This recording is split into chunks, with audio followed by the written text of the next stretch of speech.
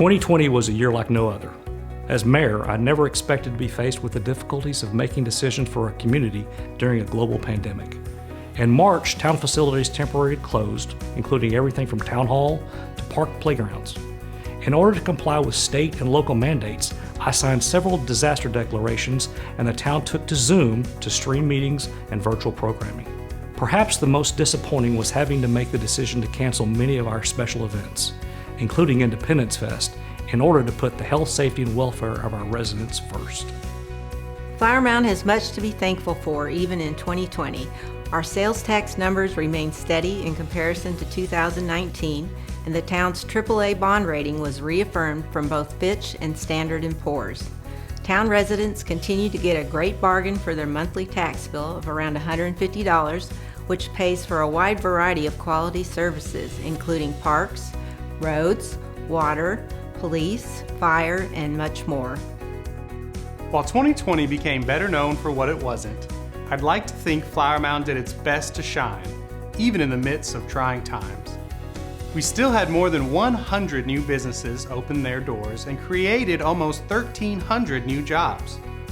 June was a big month along our southern corridor as we celebrated the opening of Lakeside Tower, overlooking Grapevine Lake. We also broke ground on Lakeside Village, a mixed-use development that connects to the popular Lakeside DFW project.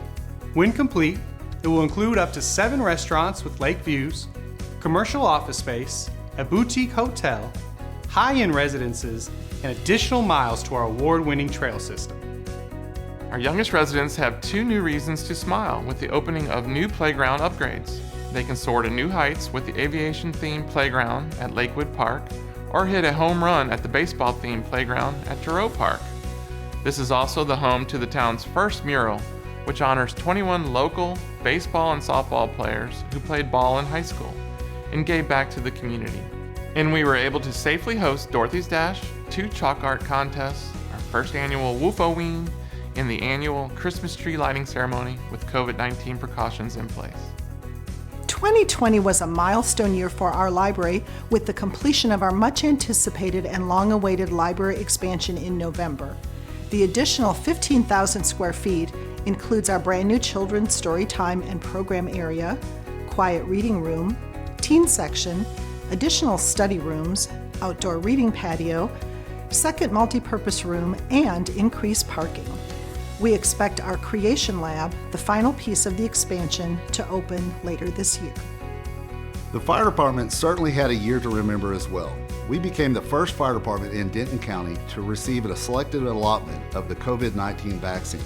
I'm very thankful that we were able to vaccinate more than 500 people, including many of our local first responders.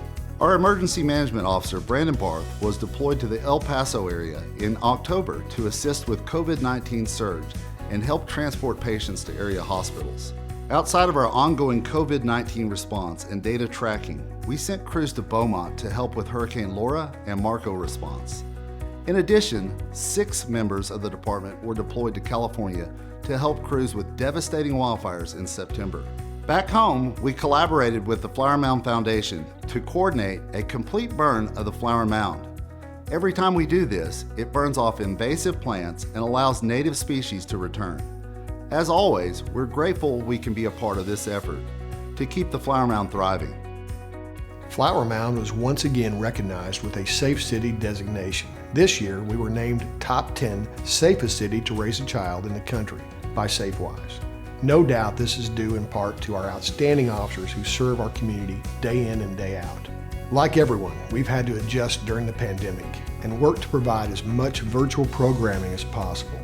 Our Coffee with a Cop, Citizens Police Academy, and open house events proved to be successful despite having to be online. We look forward to more opportunities to connect with our community in 2021. Even though last year might not have gone as planned, there is a light at the end of this very long tunnel. If anything, we have learned to think outside the box and to appreciate the power of kindness and community.